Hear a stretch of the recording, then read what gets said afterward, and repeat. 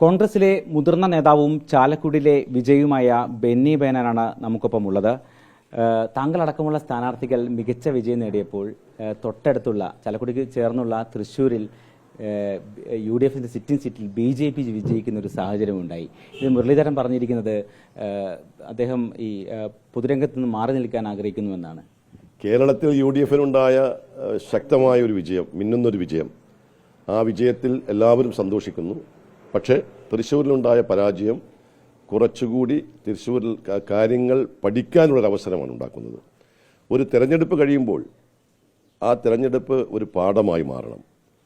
വരാൻ പോകുന്ന രാഷ്ട്രീയ നീക്കങ്ങളിലും തെരഞ്ഞെടുപ്പുകളിലും പ്രവർത്തനങ്ങളിലുമൊക്കെ പരാജയത്തിൽ ഉണ്ടായ കാരണങ്ങൾ കണ്ടുപിടിച്ച് മുന്നോട്ട് പോകുക എന്നതാണ് വേണ്ടത്. അതുകൊണ്ട് തൃശ്ശൂരിലെ തെരഞ്ഞെടുപ്പിന്റെ ഫലപ്രഖ്യാപനം കോൺഗ്രസ് മാത്രമല്ല, കമ്മ്യൂണിസ്റ്റ് പാർട്ടികളടക്കം അത് വളരെ ഗൗരവത്തോടുകൂടി പഠിക്കേണ്ടതും അപഗ്രഥിക്കേണ്ടതും ആയിട്ടുള്ള ഒരു കാര്യമാണ്. കേരളത്തിൽ ഇത്രമാത്രം UDF തരംഗമുണ്ടായിട്ടും ദേശീയ തലത്തിൽ ഇന്ത്യ മുന്നണിക്ക് മുന്നേറ്റമുണ്ടായിട്ടും ഒരു മോഡി വിരുദ്ധ തരംഗം അല്ലെങ്കിൽ ഒരു BJP വിരുദ്ധ തരംഗമുണ്ടായിട്ടും എന്തുകൊണ്ട് തൃശ്ശൂർ പോലെയുള്ള ഒരു നിയോജകമണ്ഡലത്തിൽ നല്ല ഭൂരിപക്ഷത്തോടു കൂടി ശ്രീ സുരേഷ് ഗോപിക്ക് ജയിക്കാൻ കഴിഞ്ഞു? അപ്പോൾ എവിടെയാണ് അതിൻ്റെ പാളിച്ച ഉണ്ടായിട്ടുള്ളത്? എവിടെയാണ് വോട്ട് ചോർച്ച ഉണ്ടായിട്ടുള്ളത്? എന്തുകൊണ്ടത് സംഭവിച്ചു? സംഘടനാപരമായ വൈകല്യമാണോ? അതിനേക്കാൾ അതീതമായ മറ്റെന്തെങ്കിലും കാരണങ്ങളാണോ? ഇതെല്ലാം പാർട്ടി വിലയിരുത്തണം. ആ പാർട്ടി വിലയിരുത്തുന്നത് ഏതെങ്കിലും ഒരു കുറ്റപ്പെടുത്തലിലൂടെയല്ല അത് വിലയിരുത്തേണ്ടത്. അത് വളരെ ശാന്തമായി ഇരുന്ന് ആലോചിച്ച് അതിൻ്റെ കാരണങ്ങൾ കണ്ടെത്താൻ കഴിയണം. അത് കണ്ടെത്തണം, അല്ലെങ്കിൽ വളരെ അപകടകരമാണ്.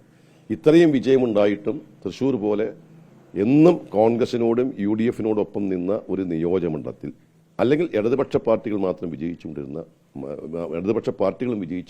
ഒരു നിയോജകമണ്ഡലത്തിൽ ഇന്നത്തെ സാഹചര്യത്തിൽ എങ്ങനെ വിജയിക്കാൻ കഴിഞ്ഞു എന്നതിനെക്കുറിച്ച് ആലോചിച്ച് കാരണങ്ങൾ കണ്ടെത്തിയില്ലെങ്കിൽ തൃശ്ശൂരിൽ വീണിരിക്കുന്ന ഈ വിത്ത് കൂടുതൽ പടരാനിടയാകരുത് എന്നതാണ് എൻ്റെ അഭിപ്രായം.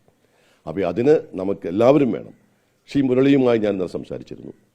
അദ്ദേഹത്തിന് ചെറിയൊരു നിരാശ ഉണ്ടാകുമ്പോൾ സ്വാഭാവികമാണ്. അദ്ദേഹം ഒരു തെരഞ്ഞെടുപ്പിൽ എല്ലാവരും ജയിച്ചപ്പോൾ മൂന്നാമതായി പോലുള്ള സ്വാഭാവികമായി ഉണ്ടാകുന്ന ഒരു നിരാശ, അത് നൈമിഷികമായി ചില പ്രതികരണങ്ങൾ നടത്തിയപ്പോൾ അതിൻ്റെ പ്രതിഫലനം ഉണ്ടായി കാണും.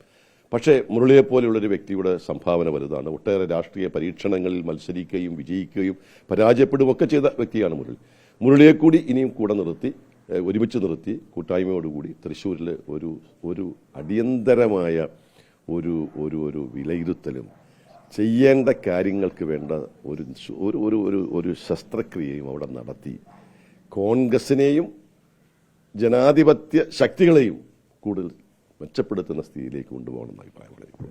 അദ്ദേഹം പറയുന്നത് താൻ വടകരയിലാണ് മത്സരിച്ചെങ്കിൽ ജയിച്ചതിനെ തന്നെ കുരുതി കൊടുക്കുകയാണോ എന്നൊരു സംശയം അദ്ദേഹം പറയുന്നുണ്ട്. മാത്രവുമല്ല, ഇതിൽ ഇത്രയും പ്രധാനപ്പെട്ട ഒരു മണ്ഡലത്തിൽ സുരേഷ് ഗോപിക്ക് വേണ്ടി പ്രധാനമന്ത്രി 3 തവണ വന്നു, സുനിൽകുമാറിന് വേണ്ടിയിട്ട് മുഖ്യമന്ത്രി അടക്കമുള്ള ആളുകൾ വന്നു. പക്ഷേ തനിക്ക് വേണ്ടി അവിടെ വന്നത് DK ശിവകുമാർ എന്ന നേതാവാണ്. രാഹുൽ ഗാന്ധിയെയോ പ്രിയങ്ക ഗാന്ധിയെ പോലും അവിടെ അണിനിരത്താൻ കഴിഞ്ഞിട്ടില്ല. അതൊരു വീഴ്ചയല്ലേ? ഞാനതിൻ്റെ അത്തരം കാര്യങ്ങളിലേക്ക് ഞാൻ കടക്കുന്നില്ല. അവിടെ രാഹുൽ ഗാന്ധിയുടെ പരിപാടി കൊടുത്തതായിരുന്നു. അവിടെ ചാവക്കാട് രാഹുൽ ഗാന്ധി പ്രസംഗിക്കാൻ വേണ്ടി വരുമെന്ന് പറഞ്ഞു. ഞാൻ മനസ്സിലാക്കിയിടത്തോളം രാഹുൽ ഗാന്ധിക്കുണ്ടായ ചില അസുഖമാണ് അന്ന് അദ്ദേഹം എത്തിച്ചേരായിരുന്നു. എല്ലാ ഒരുക്കങ്ങളും പൂർത്തീകരിച്ചായിരുന്നു അന്ന്. അപ്പം കൊടുക്കാതിരുന്നതൊന്നും അന്ന് ഞാൻ വിശ്വസിക്കുന്നില്ല. പക്ഷേ ഞാൻ നേരത്തെ സൂചിപ്പിച്ചല്ലോ, നമ്മളിനി ഇത്തരം കാര്യങ്ങളിലേക്ക് കടന്ന് അതിൻ്റെ പോരായ്മകൾ പറയണം. ആ പോരായ്മകൾ സ്വാഭാവികമായിട്ടും പാർട്ടി തലത്തിൽ ചർച്ച ചെയ്യണം. എവിടെയെങ്കിലും വീഴ്ചകൾ ഉണ്ടായിട്ടുണ്ടെന്ന് പരിശോധിക്കണം. ഞാൻ നേരത്തെ സൂചിപ്പിച്ചതുപോലെ. കാരണം ഒരു മാറി നിൽക്കുകയല്ല വേണ്ടത്. ഒരു പരാജയം ഉണ്ടാകുമ്പോഴാണല്ലോ കൂടുതൽ ഉത്തരവാദിത്തം കാണിക്കേണ്ടത്. മാറി നിൽക്കുകയല്ല വേണ്ടത്. താൻ പ്രവർത്തിച്ച, തന്നെ വളർത്തിയ പാർട്ടിക്കും വ്യക്തികൾക്കും പരാജയം ഉണ്ടാകുമ്പോൾ മുരളിക്കും ഒരു കൂട്ടായ ഒരു പിൻബലം കൊടുക്കണം. അത് ഞാൻ യോജിക്കുന്നു. പാർട്ടി ഒരു പിൻബലം കൊടുക്കണം. അങ്ങനെ എന്തെങ്കിലും ഫീലിംഗ് ഉണ്ടെങ്കിൽ അത് മാറ്റിയെടുക്കാൻ കഴിയണം. മുരളിയും ഈ തകർച്ചയിൽ നിന്നും, മുരളിയുടെ തകർച്ചയല്ല, അവിടെ കോൺഗ്രസിനുണ്ടായ തകർച്ചയാണ് വരുന്നത്. ആ തകർച്ചയിൽ നിന്നും കോൺഗ്രസിനെ കരകയറ്റുന്നതിന് വേണ്ടിയുള്ള പ്രവർത്തനത്തിൽ ശ്രീ മുരളിയും വ്യാപൃതനാകണമെന്ന അഭിപ്രായമാണ് എനിക്കുള്ളത്. അദ്ദേഹം ഒരു ഗൗരവമുള്ള മറ്റൊരു കാര്യം കൂടി പറയുന്നുണ്ട്. അത് അവിടെ സംഘടനാപരമായ വീഴ്ചകൾ വന്നിട്ടുണ്ട്. ബൂത്ത് പ്രവർത്തനങ്ങൾ കൃത്യമായി നടക്കുന്നില്ല. മാത്രമല്ല, അവിടെ വോട്ട് ചേർക്കുന്ന അടക്കമുള്ള കാര്യങ്ങളിൽ വീഴ്ച വന്നിട്ടുണ്ട്. ഈ കാര്യങ്ങളൊക്കെ തന്നെ സംസ്ഥാന നേതൃത്വത്തിന് പരാതി കൊടുത്തെങ്കിൽ പോലും വേണ്ടത്ര ഗൗരവം ഉണ്ടായിട്ടില്ല എന്നാണ് അദ്ദേഹം പറയുന്നത്. അല്ല, പരാതി കൊടുത്തു എന്ന് പറഞ്ഞ് ഈ അടുത്ത കാലഘട്ടത്തിലാണല്ലോ അദ്ദേഹം മത്സരിക്കാൻ വന്ന് അദ്ദേഹത്തിൻ്റെ അനുഭവങ്ങളിലൂടെയാണ് അദ്ദേഹം പരാതി കൊടുത്തത്. അപ്പോൾ ആ പരാതിയെക്കുറിച്ച് പഠിക്കണം. ആ പരാതിയെക്കുറിച്ച് പഠിക്കുന്ന സമയം വരുന്നേ ഉള്ളൂ. അത് പഠിച്ച് പരിഹരിക്കണം. അങ്ങനെ എന്തെങ്കിലും പോരായ്മകളുണ്ടെങ്കിൽ അത് പരിഹരിച്ച് മുന്നോട്ട് പോകണം. കാരണം തൃശ്ശൂർ ജില്ല വീണ്ടെടുക്കണം. ഞാൻ തൃശ്ശൂരിൽ ഒരു ചുരുങ്ങിയ കാലം DCC പ്രസിഡന്റാകാൻ എനിക്ക് അവസരം കിട്ടിയതാണ്. ഒരുപക്ഷെ കോൺഗ്രസിന് ഒരു ജില്ലയിൽ നിന്ന് പുറത്തുള്ള ഒരാളെ DCC പ്രസിഡന്റാക്കിയത് എൻ്റെ കാര്യത്തിൽ മാത്രമേ ഉള്ളൂ. കേരളത്തിൽ ഒന്നേ എന്നുള്ളത് അങ്ങനെ ഉണ്ടായിട്ടുള്ളൂ. അവിടെ ഇന്നും എറണാകുളം ജില്ല പോലെ തന്നെ കോൺഗ്രസിന് വേരുറപ്പുള്ള ഒരു ജില്ലയാണ് തൃശ്ശൂർ ജില്ല. അപ്പോൾ തൃശ്ശൂരിൽ കോൺഗ്രസിനെ ശക്തിപ്പെടുത്തണം. കോൺഗ്രസ് ശക്തിപ്പെട്ടേ പറ്റുള്ളൂ. വരാൻ പോകുന്ന ലോക്കൽ ബോഡി തെരഞ്ഞെടുപ്പാണെങ്കിലും അസംബ്ലി തെരഞ്ഞെടുപ്പാണെങ്കിലും തൃശ്ശൂരിൻ്റെ വിജയം നിർണായകമാണ് ഇതെല്ലാം വീണ്ടെടുക്കുന്നതിന്. ആ നിർണായകമായ തൃശ്ശൂരിനെ ഗൗരവത്തോടുകൂടി എടുത്ത് പോരായ്മകൾ നികത്തി മുന്നോട്ട് പോകാൻ കോൺഗ്രസ് നേതൃത്വം പരിശ്രമിക്കണമെന്നാണ് എൻ്റെ അഭിപ്രായം. ചാലക്കുടിയിലേക്ക് വരികയാണെങ്കിൽ താങ്കൾ മികച്ച വിജയം നേടി. അപ്പോൾ പോലും ഈ 2020 1 ലക്ഷത്തിലധികം വോട്ട് സ്വന്തമാക്കിയിട്ടുണ്ട്. അവർ കൃത്യമായൊരു വളർച്ച അവർ നേടുന്നുണ്ട്. ഇതിനെ ഏത് തരത്തിലാണ് കാണുന്നത്? 2020 ഞാൻ നേരത്തെ സൂചിപ്പിച്ചതുപോലെ അവർക്ക് കഴിഞ്ഞ അസംബ്ലി തെരഞ്ഞെടുപ്പിലും പഞ്ചായത്ത് തെരഞ്ഞെടുപ്പിലും ഉണ്ടായ മുന്നേറ്റം ഈ പാർലമെന്റ് തെരഞ്ഞെടുപ്പിൽ ഉണ്ടാക്കാൻ കഴിഞ്ഞിട്ടില്ല. അതൊരു പ്രാദേശിക വികാരത്തിൻ്റെ അടിസ്ഥാനത്തിൽ ചില ആനുകൂല്യങ്ങൾ കൊടുത്ത് ഒരു രാഷ്ട്രീയമാണത്. അത്തരം കാര്യങ്ങളൊക്കെ പാർട്ടിയും ഗൗരവമായിട്ട് എടുക്കണം. കാര്യം ഇത്തരം ഒരു പ്രവണത നല്ലതല്ല പാർട്ടിക്കകത്ത്, രാഷ്ട്രീയത്തിന് നല്ലതല്ല.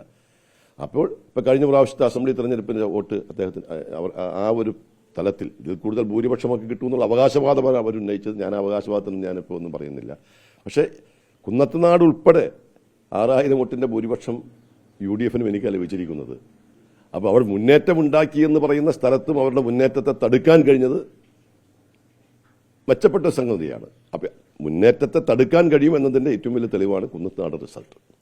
ഈ തെരഞ്ഞെടുപ്പിനിടയിൽ ഈ സബ്സിഡി അടക്കം നൽകിക്കൊണ്ട് ആളുകൾക്ക് ഇത്തരം സാധനങ്ങൾ മറ്റും നൽകുന്നു. അതിനെതിരെയൊക്കെ വലിയ പരാതിയൊക്കെ പോയിരുന്നു.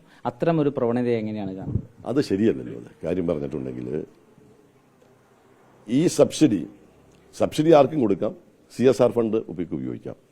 പക്ഷെ ഒരു പൊളിറ്റിക്കൽ പാർട്ടിയായിട്ട് രജിസ്റ്റർ ചെയ്തിരിക്കുന്ന ഒരു പാർട്ടിയുടെ ലേബറിൽ ഇത്തരം സബ്സിഡികൾ കൊടുക്കാമോ, CSR ഫണ്ട് ഉപയോഗിക്കാമോ?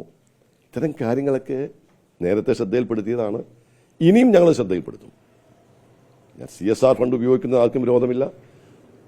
പണമുള്ളവർക്ക് എന്ത് സബ്സിഡിയും കൊടുക്കുന്നുണ്ടെന്ന് എനിക്ക് അഭിപ്രായ വ്യത്യാസമില്ല. അതൊക്കെ അവരുടെ വ്യക്തിപരമായ കാര്യങ്ങളാണ്. പക്ഷേ നമുക്കിത്ര തെരഞ്ഞെടുപ്പ് ചട്ടങ്ങളുണ്ട്, നിയമാവലിയുണ്ട്, തെരഞ്ഞെടുപ്പ് ചില മാനദണ്ഡങ്ങളുണ്ട്.